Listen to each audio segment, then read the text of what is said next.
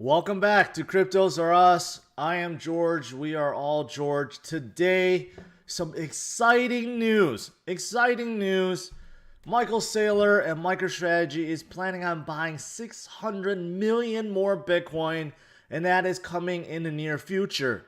Also, Bitcoin shattered through $50,000 earlier today. It has come down a little bit, but I do think it's coming again. Yes, 50,000 for Bitcoin has been breached. So what does that mean? Why are we not beyond 50,000 yet? Why did we come back down? And what other exciting news is there around the world? Well, that's what I plan on covering today. So thanks for tuning in. As always, I have two streams. One in the morning, 11 a.m. Central Standard Time, and one at p.m., 8 p.m. Central Standard Time. So make sure you tune in both. If you are new, hit that subscribe button, hit that notification bell, and make sure you follow me on Twitter and Facebook. All right, let's do this. Those of you guys that's written in the chat, welcome. Let me turn my screen here. And ta-da. Okay. So this is Bitcoin zoomed in right now. This morning we had a sudden pump from about 48.4 right around now, all the way to 50,600. That was a massive pump, and then it came crashing down, and then it kind of hovered, right? But this is zoomed in. I'm on a 1 minute scale, so everything is exaggerated. If you go to the 4 hour, you'll see that Bitcoin is just creeping higher and higher and higher. And if you go to the daily, right, it's just going higher. That's how Bitcoin is. It's moving up slowly but surely and breaking through every single resistance there is. That's the best way to look at it right now. Of course, there will be dips. Things don't go up forever. But you know what? Things are looking very, very, very promising, especially with Michael Saylor's announcement of another $600 million buy. And I'm going to talk about that in a little bit. But right now, Bitcoin came down a little bit from, its top at 50,600, which is really monumental if you think about it. 50,000 for Bitcoin, came back down, 48,004, basically where we were yesterday, right? But right now, it does seem like Bitcoin is trapped between this point, if it can recover back up, and that is right around 50,000 and 48,700. You can see that 48,700, pretty good resistance. Over here until Bitcoin came down a little bit, then became support, and then we shattered through. Right now, came down a little bit. Let's see if it can come right back up, right? So obviously that happened this morning. That's a new high. We seem to make a new high every single day now, right? Right after we got out of the 30,000 range. Now, some of you guys are wondering, do they have to pull? Did they put on some massive sell pressure? Well, I looked at them. I keep looking at them. I mean, honestly, I think they're good unless they have found different ways to move off, change addresses or something.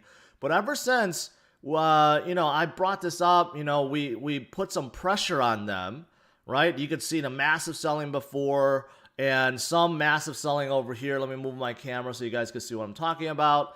So some massive selling over here. But you can see it's really, really tame right now. Really, really tame in terms of the outflows. So it seems like this has nothing to do with that two pool right now, right? It seems like, us bringing attention to the space, Bitcoin joining in, others joining in, talking about this, maybe the miners or the whales, F2 pool themselves, they're taking it more seriously. They're like, hey, we got to watch what we're doing. But right now, there's no sell pressure from F2 pool unless something else is going on. But then I'm looking at, what about like Coinbase inflows? That also tells you if there's like mass dumping that's about to happen. And you could see that Coinbase inflows is very, very, very minimal right now. I mean, exchange reserves keep going lower and lower and lower. Right now, no one wants to sell and dump Bitcoin. You would be a fool to do so at this point. So what is going on? Well, I saw something that could explain it.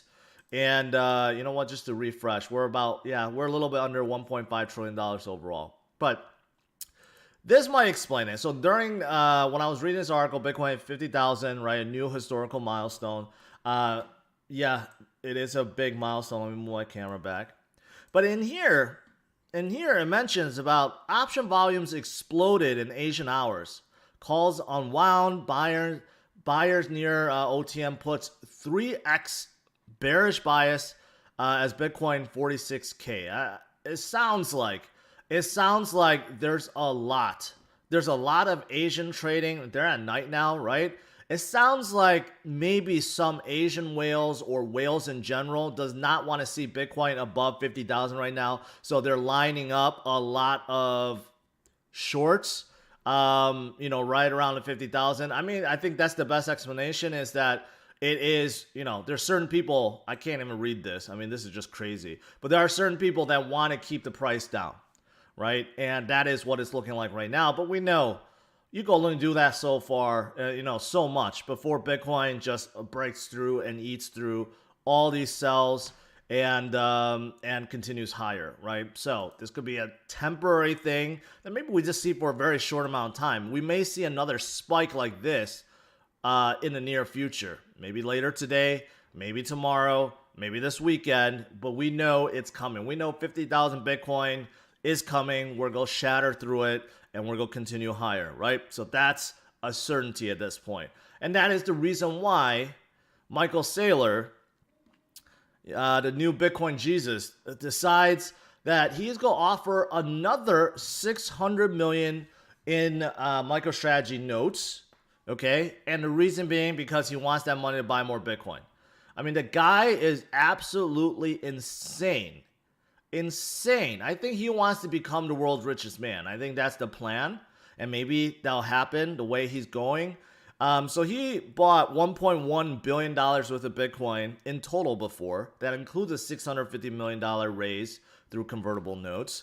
And and that Bitcoin is worth $3.5 billion today. So he plans on adding another 600 million, which will drive this up insanely. Maybe he's trying to get to 100,000 Bitcoin. Maybe that's his goal. I don't know. But he is just going all out. This is more than all out. This is going beyond what he could afford, because this is all, realistically, it's debt, right? It's kind of like how DeFi works. He's utilizing MicroStrategy as a collateral, and Wall Street is buying it because Wall Street wants exposure to Bitcoin, and the easiest way to do it is through MicroStrategy. So he's putting down basically his company as collateral, borrowing against his company, and taking that loan to buy Bitcoin with, right? So if you think about it, that's how DeFi works. You put collateral down, you borrow, and most people take that borrowed money to buy more crypto. That is exactly what he's doing. And look at this. With the option to buy additional 90 million. So that 600 million could go up and balloon up to 690 million, close to $700 million. So is he a genius? Or is he just being reckless right now? So it's hard to differentiate right now, because he obviously got things rolling. Of course, you have to give him credit for getting Tesla involved, right? And I think he sees the domino effect that's coming. That there's no way Bitcoin can fall significantly over the next 5 years. That Bitcoin will continue to go up. So why not take out as much loans as possible right now to buy as much Bitcoin? Because in 5 years, Bitcoin could be well over $1 million and beyond that, right? It would literally make him one of the richest men on earth. That's a lot of Bitcoin. That's a lot of Bitcoin. You know this is not going to stop, right? The MicroStrategy stock has been doing well too. So you can argue he's a genius because he just keeps pushing the pace, right? He's pushing the envelope and people are following. So from that perspective, yeah.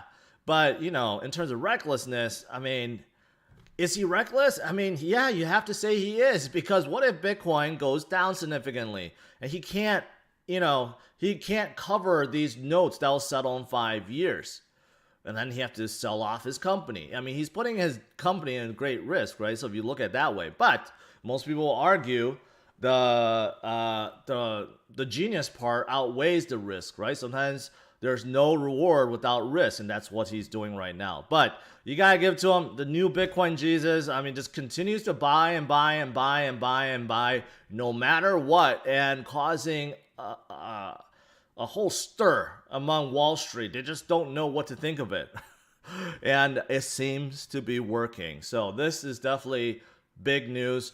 Whenever this completes, he's going to probably purchase in secret. Bitcoin's probably going to be above 50,000 by then, but if not, this will definitely push it way past $50,000.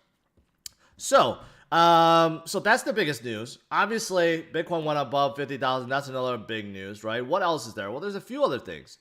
Okay, we'll give some love to Unstoppable Domains, which I've covered them before. I don't hear a lot of people talk about them, but Unstoppable Domain actually came out of Zilliqa, one of their incubator programs, and now they're teaming up with Cloudfare to bring .crypto addresses to web browsers.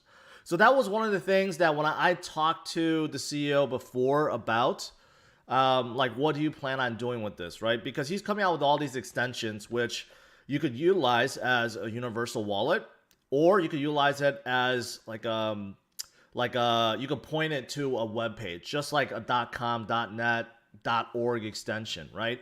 But in order to get .crypto accepted, or .zil, or anything else, you have to get ICANN, which is like the association that controls all the domain extensions. You got to get them to get involved, or you could get all the wallet makers involved, right? So they have been working with wallet makers, but I feel like they want to go beyond that, right? So now they're working on Cloudflare. So Cloudflare will basically utilize their power because they pretty much cache everything, cache the entire web. So utilizing them, you can basically use any browser and reach .crypto addresses, which is pretty big. This is ingenious. So good for them. Good for them. I still have some of my unstoppable domains gifted to me. I believe I have one for CryptosRUs. I think I have the Nulls Deep one, and I have, maybe it's just those two. So once this gets going, and once Nulls breaks $1, I'm gonna bring back that Nulls Deep .crypto address back and point it directly to my YouTube page. So good for them. Good for them. All right. Look at this. Verge. Pornhub payment option Verge suffers massive blockchain reorganization and rolled back about 200 days of Verge transactions. And here's the funny thing. No one cares. No one paid attention to it because no one is utilizing Verge at this point. So this is the thing. This is the biggest reorg ever in history of a blockchain, and no one paid attention to it because no one utilizes Verge. And how did this happen? Well, they were 51% attacked. That's what happened, right? 51% attack. Basically, you run two chains, and basically the longest chain wins. So whoever's been running this 51% attack, I guess they've been running it for 200 days. That's how it got reorged the last 200 days. They've been doing this for the last 200 days. Finally, their chain won and replaced the existing chain. And now the developers are trying to figure out how to roll it back. But it's just insane that this could happen. And you know what? XVG didn't go down. No one cares because no one is utilizing Verge for anything right now, right? So this brings up an interesting conversation that I'm about to have about Brandon asked me about Dogecoin, and I will get to that right now. So Elon Musk is very serious about Dogecoin now. He's like, people thought he was just joking, and at first he was, and he even said so, like, hey, I like to joke around with Dogecoin, but now it seems like he's really serious about it. He really wants to see Dogecoin change, which has a lot of people conflicted because that's not how crypto really works. But here we go. So he tweeted out before, if major Dogecoin holders sell most of their coins, they'll get my full support. Too much concentration is the only issue right now. So he wants the major Dogecoin holders, especially the one that controls 28% of the entire supply, to sell. And he's even incentivizing them. He says, I will literally pay the actual amount dollar-wise if they just void their accounts. Which, of course, blockchain people don't want to hear that. Decentralized people don't want to hear that, that Dogecoin will just, or the developers will just void accounts, right?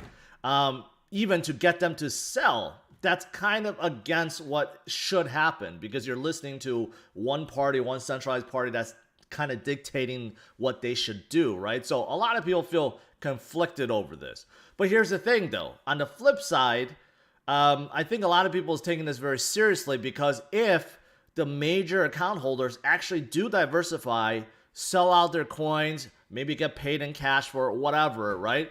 It sounds like Elon Musk will take Dogecoin very, very seriously going forward, right? I mentioned about opening payments for Teslas. Maybe he could do that with Dogecoin. Maybe he will make Dogecoin the new currency of Mars, for SpaceX. Who knows what could come from this, right? So people are conflicted. They don't know what to think. And here's a chart of Dogecoin's breakup. So you have one address that controls 36.8 billion Doge, and that's 28.7% of the supply. Then the next 10 addresses, or next 11, I should say, controls, about 48%. That includes this, so about 20%. So you have 12 addresses that control 50% basically of the entire supply, right? So basically, he wants all these guys to basically sell out. I mean, this 28.7%, whoever that is, it could be Jackson Palmer. Who knows? Jackson Palmer left the company, but who knows? Maybe he was pre-mining or mining Doge for a long time, and he's getting a last laugh. Who knows? But that's billions of dollars, right? $2.1 billion. Not too long ago, it was like $3 billion, $4 billion. Elon is telling these guys, hey, I'll pay you $2 billion in cash to basically sell.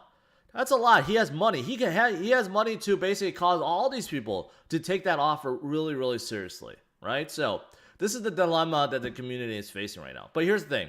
So someone is asking me, I can't take Dogecoin seriously. Here's my rebuttal to that. And I'm not saying go all in at Dogecoin, right? But you got to think about why do you take, let's say, XRP more seriously or Litecoin more seriously than Doge? Why? Because there's a leader like Charlie, I dumped my bags on you, Lee, or Brad, I sold securities, Garlinghouse? Is it because that makes it more legit? No. It's because of usage, adoption, and so forth right now, right? With crypto, that's what we want. But there's not a lot of adoption for a lot of these coins. XRP is not used anywhere. They want you to think they are, but MoneyGram is paid to use XRP. And even after this lawsuit, MoneyGram's like, whoa, we're not really using XRP. We're just paid to use it. So no one's really using XRP. Who's using Litecoin these days? No one. It's just you have a group of people that believe in the project, right? So Dogecoin is the same thing. You could argue it has no use, but if you have a group of people that believe in it and simply hold it, that's it. That's the same as any other crypto out there almost. Now, you could argue DeFi coins have utility, Ethereum, ADA have a utility, or they will have utility because ADA's not done. Cardano's not done. So what utility is there right now? None, right? It's just people believe in a project. So Dogecoin could really evolve from here and grow to something much more than it is now. But this is the dilemma that Elon has right now. It's like, he wants to go all in, but he doesn't like the centralization, but he's going against some of the core values of the crypto world. So it's kind of conflicted right now. I think the easiest thing is to, just create a Elon coin, create a Tesla coin. That would be much easier, though Dogecoin fans would hate that, but create a Tesla coin. That's so easy. Just do that and put your full support on it and make it decentralized. Make it so that Elon doesn't own, 30% of the supply, right? Make it so that any average Joes could get into it. He could easily do that. So yeah, I don't know what to think. I don't know. I would love to see him wholly embrace Dogecoin and of course Bitcoin. Of course, he does endorse Bitcoin because he literally bought $1.5 billion worth. But it's a kind of interesting development right now, whether or not this will go anywhere or not, right? So that's my thought about Dogecoin. What else is there? NFTs.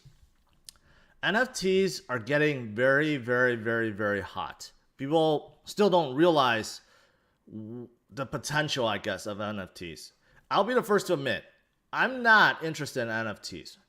I don't find appeal to it. I don't find appeal to holding something like a collectible, like an art or a sports card or a Lambo that is a digital version that you can't hold and feel in your hands. But then again, we're in the crypto world, so that sounds hypocritical, right? So Christie's auction is about to auction NFTs from this crypto artist Beeple. I have no idea who he is, but he has sold over $8 million worth of NFTs already. And Christie's will be selling the first 5,000 days from Beeple. And who knows what it's going to fetch. So the market is real. It's real. NFT stands for non-fungible token, which means you have a token that is representing something. And this is exploding, which is why I think NFTs, blockchains, or projects that's involved with NFTs has to be taken seriously, because there's some real money. There's some real money being transferred, and there's some real transactions. That is enormous, enormous. Here's another one that a lot of you guys are talking about. NBA Top Shots. This is kind of like the very first mainstream sport that is getting involved with NFTs. So this, when this was first introduced to me, I'm like, this is so stupid. Like, I'd much rather hold a physical card than like a video of it. Until I understood it, because they're very smart about it. They give you digital packs. These versions, right? These like a clip, have serial number attached to them, just like physical cards. So they're causing scarcity. Also, this is the new age, right? It's everything is digital. There's nothing analog about this. And this is also considered NFT, right? Every single one is an NFT. And some of these, look at these prices. They're going for $5,000, $10,000, $100,000. There was a LeBron James one that sold for $100,000. And there's an entire marketplace that NBA is getting users to sell at, right? So rather than try to sell on eBay or something, which is the dominant place where cards transactions are conducted, they have their own.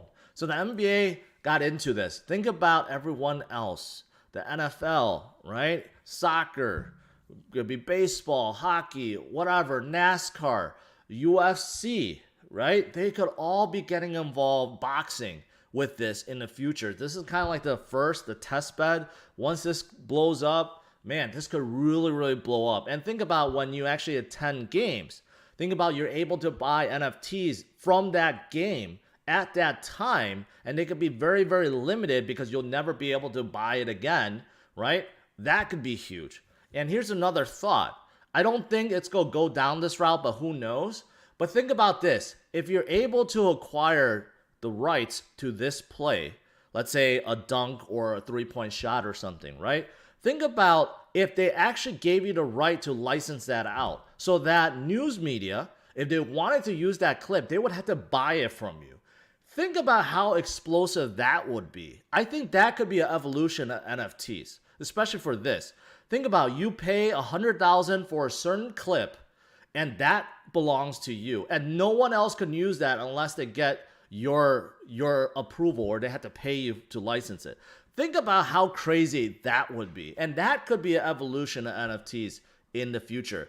If they ever did that, I would be all in on NFTs, because that would be enormous, right? So, but yeah, anyways, NFTs is a big thing. It's a big thing. There's a lot of projects that's involved with NFTs.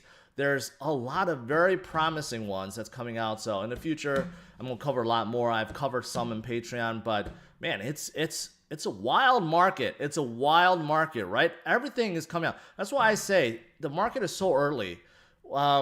In terms of like right now with DeFi, as big as they are, it's still very early. Who knows what's going to come out of it? NFTs is not really DeFi. It's kind of its own thing. It's been around for a while, but no one really took it seriously. And now it's becoming mainstream. So pretty exciting. All right. So next up is Q&A. But before I get to Q&A, I do have a new sponsor today. And they're called Tenset. Tenset. So they are a company that developed a system to link cryptocurrencies with stock market and traditional payments. So they're actually a Polish company, but they're licensed in UK.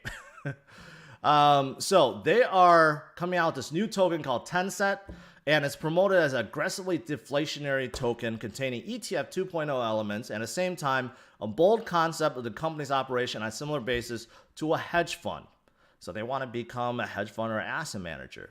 So Tenset includes staking, deflationary, scarcity aspects to it. So this is their website. And they explain everything in terms of you can make money staking, how the token is deflationary simply by holding it, and how each token is backed with other cryptos or even stocks. And they have a lot of press release out there. So they do have a global pre-sale that's coming up in 19 days. Registration for that pre-sale is coming up today, in fact. So yeah. So if you're interested in Tenset, check them out. I have their URL in the description of this video. All right, that is it. Let me turn it to you guys. Let's do some Q&A.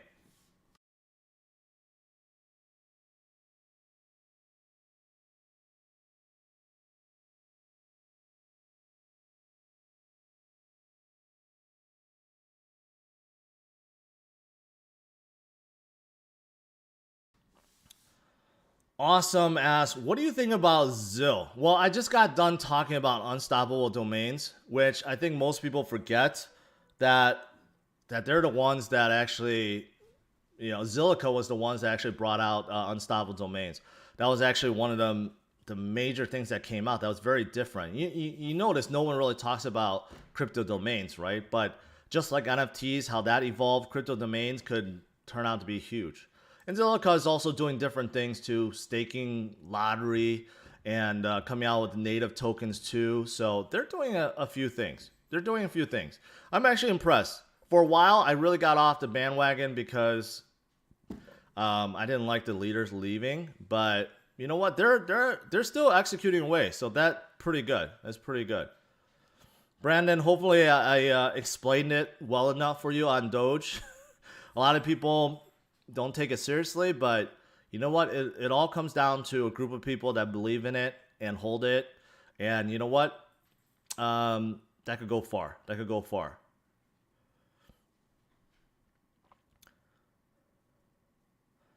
All right, spamming like that is not going to help. BDC over BDG, correct? Just making sure. What kind of question is that, Sam? I appreciate the super chat, but of course, Bitcoin over Bitcoin Gold. Bitcoin is going to be Bitcoin. It doesn't matter if you have Bitcoin Cash, Bitcoin Gold, Bitcoin Private, Bitcoin SV, whatever. They're all forks. They're all money grabs. None of them are legit. Only Bitcoin is the true Bitcoin. So if you're looking at Bitcoin, look at BDC. Don't look at any of the fork coins. Fern Dog asks, what do you think about the recent XVG hack? Well, I covered that too. Seems like a lot of people are tuning in late. But you know what? It wasn't a hack. It was just a 51% attack. Where did that article go? Yeah, here we go. So someone's been basically trying to do a 51% attack, been running a chain for basically 200 days, and they finally won out. And that's why it reorged, meaning it replaced the current chain. So 200 days of transactions went bye-bye. So they're trying to get that back. But here's the thing. No one cares because no one uses it. So despite the fact that, yeah, this is listed on Pornhub, I don't think anyone is using it. So that's why the price actually didn't go down, because no one cares. But this shows you that a lot of older proof-of-work coins, even forks of Bitcoin like Bitcoin Cash, even Litecoin, they're all prone to 51% attack. The barrier to entry to do them is very, very small. If you get enough hash power, you have enough money, you can certainly do it. But it's near impossible to do it for Bitcoin. So that's another big difference between Bitcoin and all these chains that are like forks of it. You know, Verge was called Dogecoin Dark before. So they're a fork of Dogecoin, I believe. And Dogecoin is a fork of Litecoin. And Litecoin is a fork of Bitcoin. So all these guys are like forks of Bitcoins.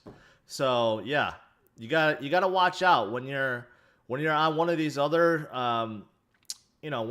proof of work crypto. and they're relatively small. Ethereum Classic has this problem also. Ethereum Classic was 51% attacked many times before. So you gotta be careful. Bitcoin is coming up a little bit, 48.5, right? The crypto market took a breather today. That's a little surprising.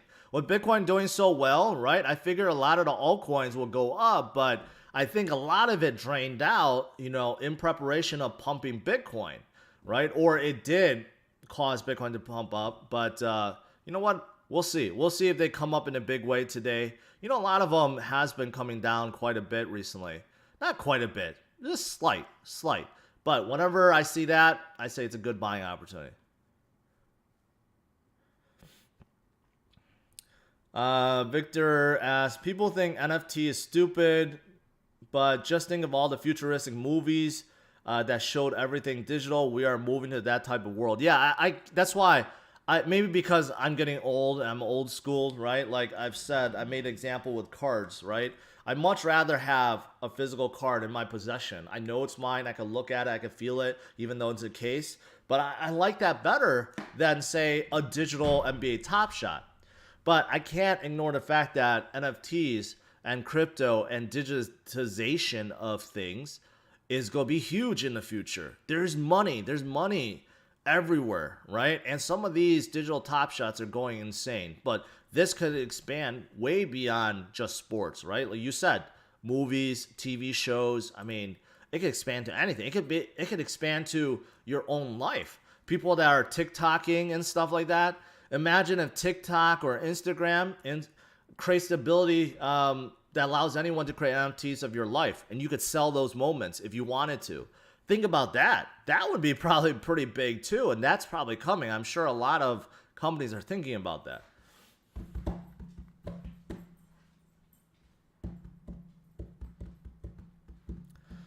Why would I watch BitBoy right now during my own stream? But I gotta give shout out to BitBoy because he's been very saying some good things about me, and I appreciate brought a lot of people here. So he's definitely doing good work in this space. Can I buy an NTF of your show, George? Not yet. I don't know how you create it. Look at this spammer. Look at this spammer that's trying to pretend to be me and trying to be in this chat.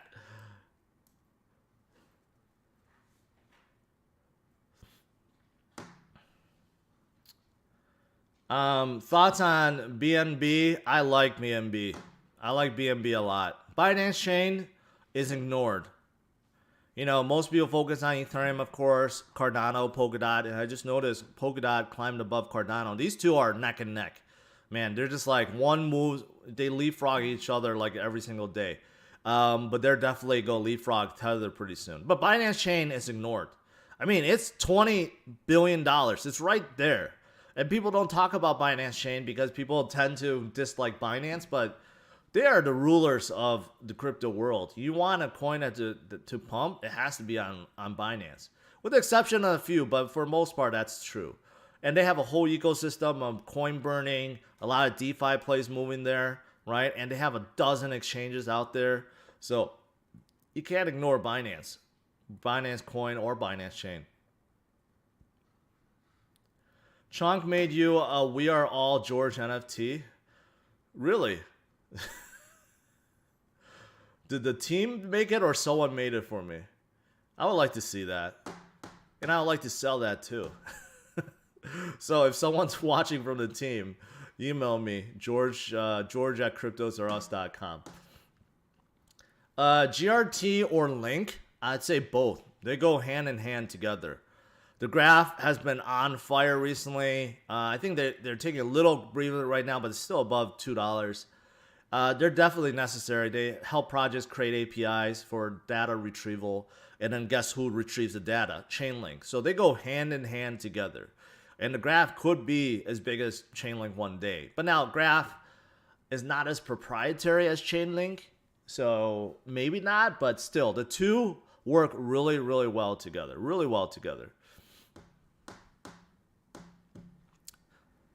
Frank, appreciate that. That reminds me, I forgot to get back to you. I do need to get back to you. I apologize for that. I've just been running around creating videos every single day, so I apologize. Sam, no Binance.us love. Well, you could go and look at, say, KuCoin is a good alternative to Binance.us. Voyager app is pretty good. They're open for all residents, I believe. And just look at traditional exchanges too, like Gemini. I think Gemini is a good, very good one, especially compared to Coinbase. Coinbase's customer service is just horrible, horrible. What do you think about Berry Data? It's a first oracle for Binance Smart Chain. Just had offering this morning. Well, I like the fact that it's not Binance Smart Chain, but I don't like the fact that it's an oracle play. I've explained this. I don't like any oracles besides Chainlink because when it comes to DeFi projects, they have to have robust, reliable price feeds 24/7. It can never go down. Otherwise, they get exploited and hacked. So every single DeFi project out there that's been hacked before, they have utilized some other kind of oracle and they all turn to Chainlink afterwards. So because of that, until some other oracle play really proves that they are just as good and is being just as used as Chainlink, I can't support any other oracle play. Now, of course, they could pump up. They could go pump up, but Chainlink is in that unique niche that is really, really, really hard to compete with, in my opinion. And that includes Band.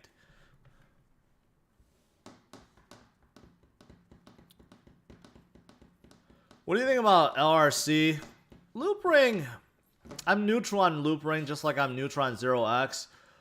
DEX protocols, they come out their own DEX. Loopring is also a layer 2 solution, which is nice, but I don't know how many people are actually utilizing them. Loopring, I mean, there's a lot of layer 2 solutions. Matic, which is now Polygon, is another one that's pretty well known. OMG is another one, right? So I'm kind of neutral on them. It doesn't excite me. Let's just put it that way. But there's nothing wrong with the project. Loopring has really, close ties with Neo and Ontology. So maybe when Neo is done with their Neo 3.0, they'll have good integration with Loopring. But not too excited about them. What do you think about DNT? Never heard of DNT before, or maybe I have. Yeah, I've looked at DNT before. Not very impressed.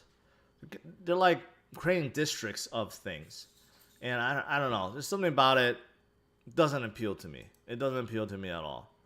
I forgot to mention about NFTs because I talked about how NFTs is here to stay. There is another project that's not really an NFT, but it's pretty close that people have asked me before.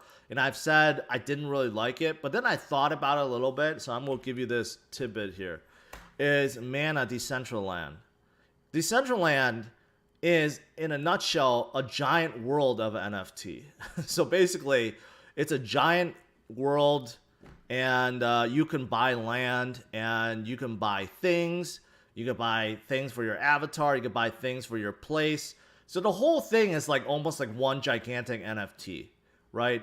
And I recently saw that they did get Atari to get on board. So that's pretty big. So for those of you guys looking for NFT play, Decentraland isn't really, but it is also. So this could be a promising project going forward.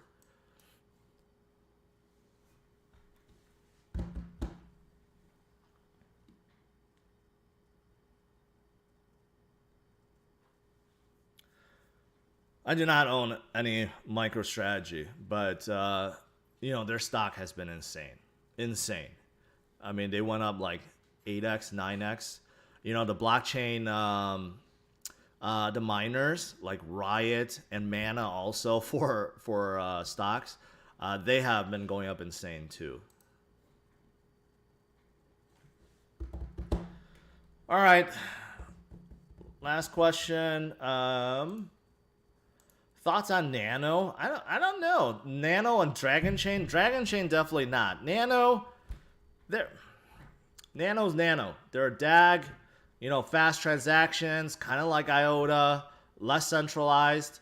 It all comes down to adoption, right? So whether or not retailers, merchants, e-merchants, whoever, will accept it, right? So Nano is a much better, let's say, currency to be able to do that than, say, Bitcoin Cash. You know, like people are saying, oh, Bitcoin Cash could be used for day-to-day money transfers. No, it's horrible at that. Nano is much better at that, right? So until Nano gets adoption, I don't know. I don't know, right? Like yesterday, I created a video about AMP and Flexa app. They already have traction. Now, they're not dominant yet, but they definitely have traction in the merchant retailer space. And it's an interesting thing. So if you guys didn't watch that, make sure you do so. I've been covering a lot of new projects at night. Now, I'm sad to hear that a lot of people think that those projects are sponsored reviews or why am I talking about shitcoins? But if they actually open their eyes and actually really look and pay attention, you'll realize that a lot of these projects are very promising. They have a lot of usage and they could grow to something really big. That's why I'm so excited about altcoins these days, because I did open my eyes. For a long time, I thought all altcoins had no purpose. Their only purpose was to steal you away from Bitcoin. But now I realize that's not the case at all. Things have really changed and they will change even more going forward. Zero as Binance US versus Coinbase Pro. I mean, they both have their advantages, but I just don't like Coinbase because if you need customer service, you're not going to get it. Binance, they have good customer service along with all these other ones. So, and then Ricky Bobby says NFTX will be the next UFI or Wi-Fi. Okay. All right, guys, that's pretty much it. So the big news, obviously, is Bitcoin shattering 50,000. Hopefully, we'll see that again today. But if not today, we're going to see that in the near future. Bitcoin will shatter through that, no problem. And of course, Michael Saylor. You could say whether or not he's a genius at this point, or reckless, or both, or I don't know, all the above. I don't know. But he plans on buying another $690 million worth of Bitcoin. So that is coming. That's very bullish. And the new Bitcoin Jesus, I'll just say, the new Bitcoin Jesus is definitely leading others to the promised land. All right. Thanks for tuning in. As always, smash the like, subscribe to the channel so you don't miss out on any of my streams. I am George. We are all George. And I will see you guys later. All right. Take care, guys. Bye-bye.